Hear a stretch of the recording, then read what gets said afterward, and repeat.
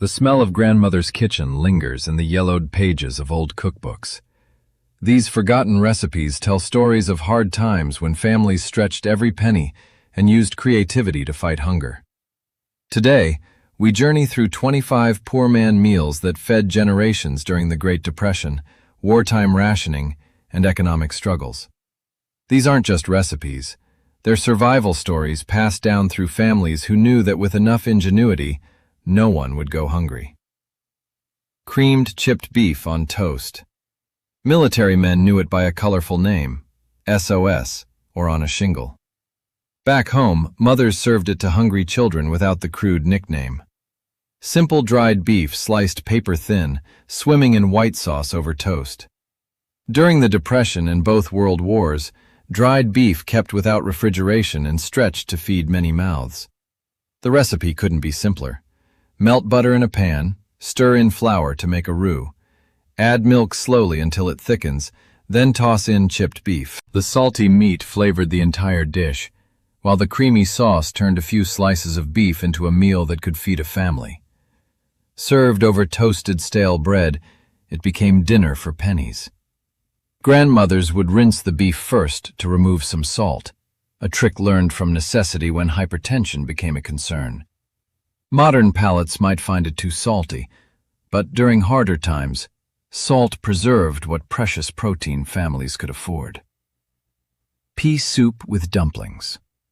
On cold winter days, when the pantry held little more than dried peas, families turned to this filling soup. The dried peas simmered for hours with an onion, and perhaps a ham bone if one was lucky. The long cooking transformed hard pellets into a thick green meal. The dumplings made it special.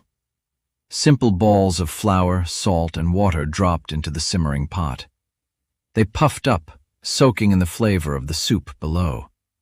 Children would count the dumplings, making sure everyone got their fair share. In Scandinavian immigrant homes across the Midwest, this soup became a Thursday dinner tradition. The dumplings made the soup stretch further when meat wasn't available, turning a pot of peas into a filling meal that stuck to your ribs and warmed you from within. Onion sandwich. Nothing speaks more plainly about hard times than the onion sandwich. 2 slices of bread, a thick slice of onion, salt, pepper, and if times weren't too hard, a smear of butter or lard. That's it. Raw onion's sharp bite provided flavor when little else was available. Children would sometimes sprinkle sugar on top to cut the harshness, a poor man's caramelized onion. The onion provided vitamins when fresh vegetables were scarce. In coal mining towns across Appalachia, men carried these sandwiches into the darkness, unwrapping them hours later for sustenance during long shifts. The strong smell meant nobody would steal your lunch, and the powerful onion was believed to help counteract cold dust in the lungs. Sometimes necessity creates virtue from the simplest ingredients.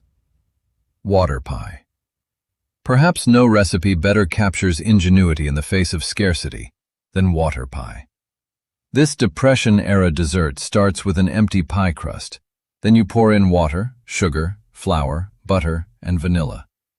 Through the magic of baking, it transforms into a custard-like filling. Families saved sugar rations for special occasions like birthdays or Sunday dinner. Water pie let them stretch those precious sweeteners into a dessert that felt like luxury. The smooth, vanilla-scented filling created something from nearly nothing. Church suppers featured these pies alongside more expensive fruit versions. Nobody admitted which family brought the water pie, sparing them embarrassment while ensuring no child went without dessert. The recipe appears in community cookbooks across the South, sometimes called Depression pie or Desperation pie, honest names for honest times. Hoover stew, named bitterly after President Herbert Hoover during the Great Depression. This one-pot meal combined whatever was available, usually macaroni, hot dogs cut into small pieces, canned corn, and canned tomatoes. In Hoovervilles, the shanty towns named after the president many blamed for their poverty, community pots of this stew simmered daily. One hot dog could flavor a pot feeding 12 people. The pasta provided bulk. The canned vegetables added nutrition, and the hot dog contributed protein and fat. Soup kitchens served versions of this stew, adjusting ingredients based on donations. Sometimes government cheese replaced hot dogs, or cabbage stood in for corn. The basic formula remained the same. Stretch a small amount of protein with pasta and vegetables to feed many hungry mouths. Bread pudding. No scrap of food went to waste during hard times. Stale bread found new life in bread pudding, cubed, soaked in a mixture of milk, eggs, sugar, and cinnamon, then baked until golden. If raisins were available, they added small bursts of sweetness. Bakeries sold day-old bread at reduced prices, and thrifty housewives transformed these bargains into desserts that tasted like luxury. The recipe adapted to whatever was available, sometimes using water instead of milk, or stretching 2 eggs with extra flour. In New Orleans, fancy restaurants now serve bread pudding with whiskey sauce as a gourmet dessert. But grandmothers remember when it was simply a way to use every crust of bread when none could be spared. The warm, sweet comfort of bread pudding turned necessity into something children requested by name. Ham hocks and beans. The wealthy ate ham steaks. The poor made meals from what remained, the bony joint where the pig's foot connected to the leg. These ham hocks, packed with connective tissue and small bits of meat, flavored pots of beans that could feed families for days. Dried beans soaked overnight, then simmered slowly with a ham hock. After hours of cooking, the meat fell from the bone in tender shreds, while the beans absorbed smoky pork flavor. Served with cornbread to soak up the rich broth, this meal became a cornerstone of Southern cuisine. Farm families who butchered their own pigs used every part of the animal out of necessity. The ham hocks could be smoked and preserved, flavoring meals throughout winter when fresh meat was scarce.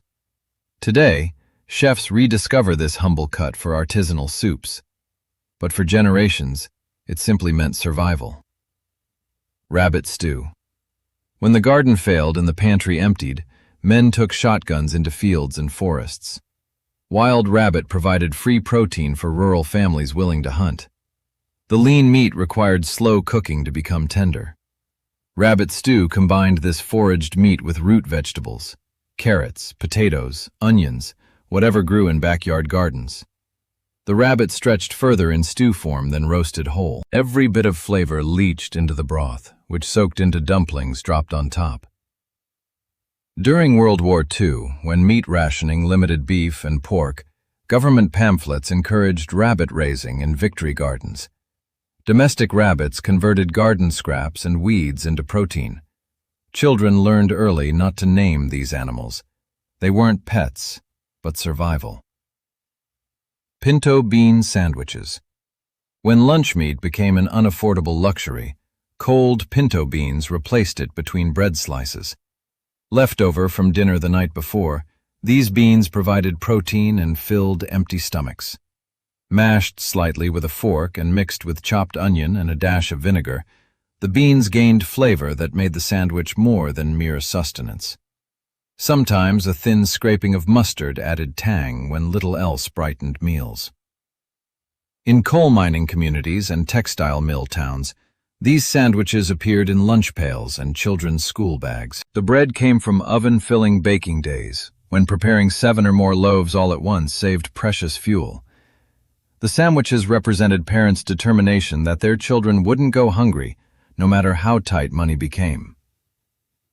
Potato soup. The humble potato, cheap, filling, and easy to grow, saved countless families from hunger. Potato soup transformed a few spuds into dinner with the addition of water, salt, and if available, an onion and a splash of milk. The basic recipe adapted endlessly. Bacon grease instead of butter for the roux, wild onions foraged from spring woods, or flour thickening the broth when milk was scarce. Families with cows added cream for special occasions, while those without relied on the starch of the potatoes themselves to create a creamy texture.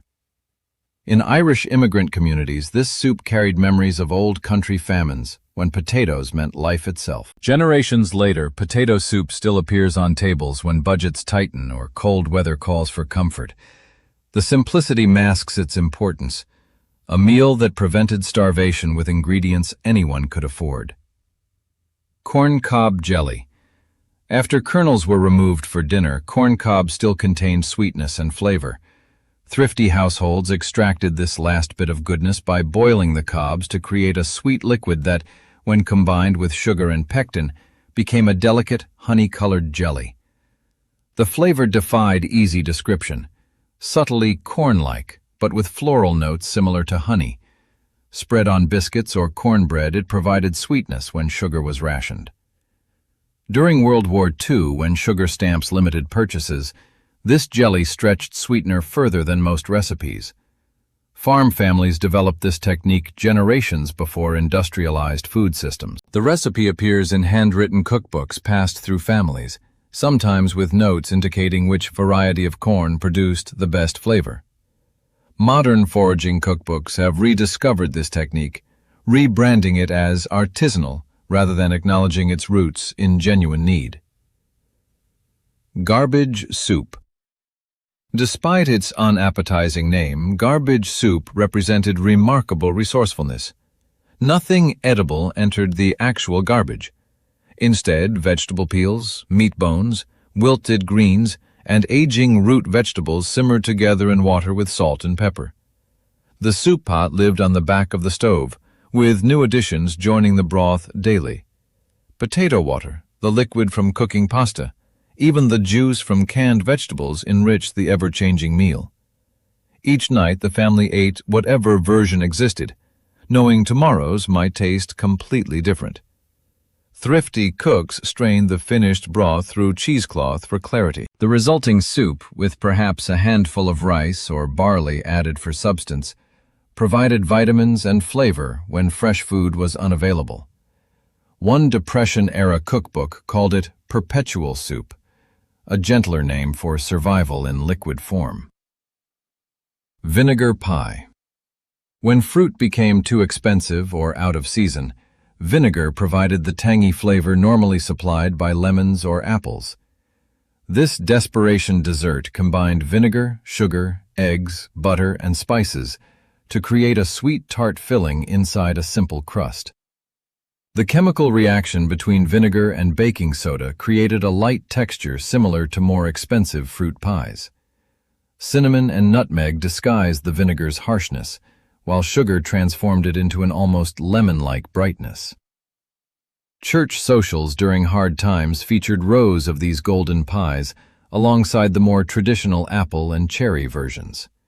They sold for pennies less, feeding families with dignity when pride prevented accepting charity. The recipe appears in handwritten family collections across America, sometimes labeled mock lemon pie to spare children's complaints about eating vinegar. Egg drop soup. When chickens reduced their laying during winter months, each egg became precious. Egg drop soup stretched a single egg into a meal for 4 by slowly pouring beaten egg into hot broth, creating delicate ribbons that suggested abundance. The broth itself came from whatever was available.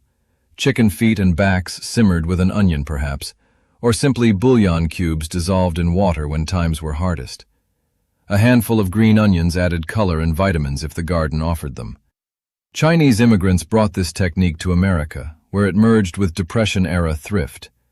The simple combination of hot liquid and beaten egg created protein-rich meals requiring minimal ingredients. Families saved their precious eggs for this soup, knowing the visual transformation made children feel they'd eaten something special. Biscuits and gravy.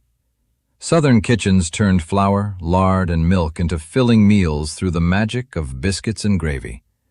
The biscuits required minimal ingredients: flour, lard or bacon grease, salt, and a leavening agent. The gravy transformed a spoonful of grease and flour into creamy sauce that covered the plate. During harder times, the gravy contained little meat, perhaps crumbled bits of salt pork or the last pieces of sausage. The flavor came instead from black pepper, which grew plentiful and cheap after the spice trade expanded. Liberal shakes of pepper turned white gravy gray speckled and gave the impression of more meat than actually existed. This breakfast sustained farmers through morning chores and factory workers through long shifts. The combination of fat and carbohydrates provided cheap energy when physical labor demanded fuel. Even now, diners across America serve this humble meal, though few remember its origins in genuine poverty. Fried bologna. When steak became an impossible dream, families turned to bologna, a mixture of ground meat scraps pressed into neat circles. Frying transformed this humble lunch meat into something that sizzled and smelled like proper cooking. The preparation couldn't be simpler.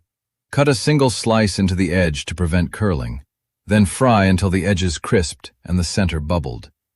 Served on white bread with mustard, perhaps with a slice of government cheese, it became a hot sandwich that felt like restaurant food. During the Depression and continuing through the 1970s recession, fried bologna became dinner when paychecks stretched too thin for conventional cuts of meat. Children often preferred it to healthier options, never realizing their parents served it from necessity rather than choice. The distinctive bologna bubble that formed during cooking delighted young eaters, who poked it with forks before taking their first bites. Ham bone beans. Nothing demonstrated household thrift more clearly than the journey of a holiday ham through subsequent meals. After Sunday's celebration and Monday's sandwiches, the bone, with its clinging bits of meat, transformed plain beans into smoky, flavorful meals. Navy beans, or Great Northern beans, soaked overnight, then simmered all day with a ham bone, an onion, and perhaps a bay leaf if the spice drawer allowed such luxury. The long cooking extracted every molecule of flavor from the bone while softening the beans to creamy perfection. These beans improved over days, growing thicker and more flavorful. Served with cornbread or over rice, they provided complete protein through the combination of legumes and small amounts of meat. The recipe appears in cookbooks with the honest title, Makeshift Beans, or, more poetically, as Day After Bounty. Tomato gravy. When gardens overflowed with tomatoes, but little else graced the pantry, tomato gravy turned basic ingredients into comfort food. Bacon grease or butter formed the base, flour created thickening, and garden tomatoes provided both liquid and acidic brightness. Poured over biscuits, rice, or even simple slices of white bread, this gravy brought vitamin C and flavor to otherwise plain starches. The recipe adapted seasonally: green tomatoes in early summer, ripe ones in late summer, and canned tomatoes through winter months. In Appalachian communities where food traditions reflect generations of making do, tomato gravy remains beloved even when pantries contain more options. The tangy sauce cut through the richness of fatty foods and brightened meals during dark winter months when fresh produce became a distant memory. Sugar sandwiches. Perhaps nothing speaks more directly to childhood hunger than sugar sandwiches. 2 slices of white bread spread with margarine or butter, then sprinkled with sugar. Sometimes cinnamon added spice if the budget allowed this small luxury. During the Depression, parents with nothing else to offer created these sweet treats that cost pennies but filled empty stomachs. Children believed they received dessert rather than understanding the family's desperation. The sugar provided quick energy when little else was available. In oral histories of hard times, elderly Americans often mentioned these sandwiches, sometimes with nostalgia, sometimes with lingering shame at having once been so poor. The simple combination reappears whenever economic hardship strikes, becoming something of an edible economic indicator across generations. Potato peel soup. The ultimate testament to waste not, want not cooking. Potato peel soup turned what most people discarded into actual meals. Thick potato peels, scrubbed clean before removal, simmered with onion and salt until they released their starch into the cooking water. During World War II rationing, government posters encouraged this soup as a way to extract nutrition from every scrap of food. The resulting broth, often thickened with a spoonful of flour, contained vitamins that would otherwise be thrown away. Sometimes a splash of milk added protein and calcium. Cookbooks from multiple countries contain versions of this soup, each reflecting regional hardship. German recipes from post-war years, Irish collections from famine times, American pamphlets from Depression-era extension offices. The humble potato peel connected human experience across continents and generations, all united by hunger and ingenuity. Bread soup. When bread became too stale for sandwiches, but too valuable to discard, it transformed into soup. Cubed, stale bread simmered in broth, usually made from bouillon cubes when meat bones weren't available, until it softened and thickened the liquid. Italian immigrants called it ribollita, reheating yesterday's minestrone with added bread. Pennsylvania Dutch communities named it brown soup, simmering bread and milk with butter and onions. Every culture facing empty pantries discovered this method of stretching minimal ingredients. An egg beaten into the hot liquid just before serving added protein and creamy richness when eggs were available. More often, the soup relied on the bread itself for substance, with perhaps an onion or carrot added for flavor. The result tasted far better than its humble ingredients suggested, a testament to human creativity in the face of scarcity. Mock apple pie, the ultimate food illusion.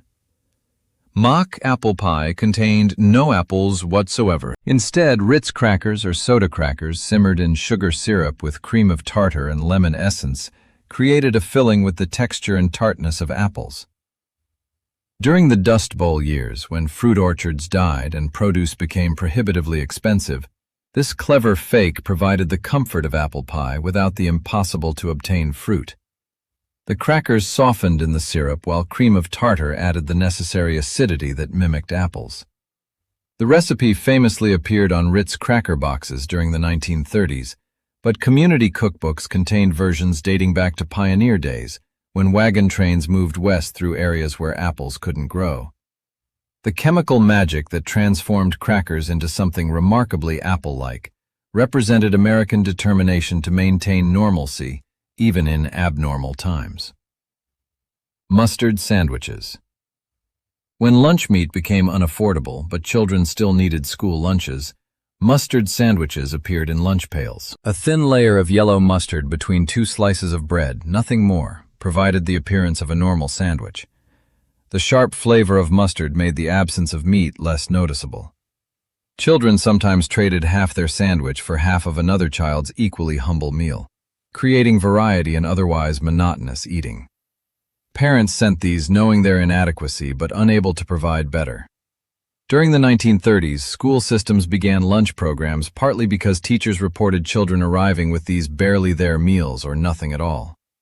The mustard sandwich became shorthand for hardship, appearing in oral histories and Depression narratives as evidence of how low circumstances had fallen.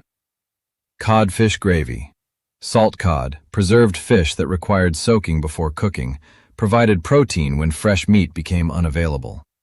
Flaked and stirred into white sauce, it became creamy gravy poured over potatoes or biscuits for complete meals. Fishing communities along both coasts relied on this preserved staple during winter months, when boats couldn't safely leave harbor.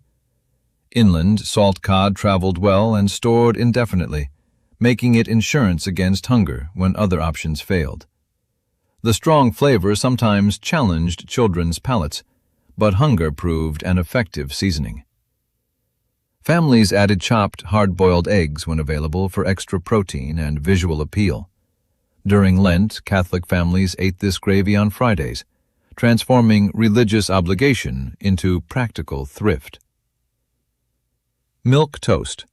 Simple as its name suggests, milk toast combined three basic ingredients: bread, milk, and butter, into a meal that provided comfort and nutrition when little else was available. Toast became a warm base for hot milk, sometimes sweetened with a sprinkle of sugar or made savory with salt and pepper. The milk softened the toast while providing calcium and protein. For the youngest and oldest family members, this easily digestible meal proved especially important during illnesses, when stronger foods caused distress. In literature and film, milk toast became shorthand for blandness and weakness, an unfair assessment of a meal that sustained families through their darkest financial hours. The simple combination appears in medical texts as ideal for invalids, and in poverty narratives as the last resort before actual hunger. Its humble nature belies its importance in American food history. These 25 recipes tell stories of American resilience through scarcity. They remind us how recently genuine hunger threatened families who today might take abundance for granted. The yellowed recipe cards in Grandmother's box aren't just cooking instructions. They're survival manuals from times we would do well to remember.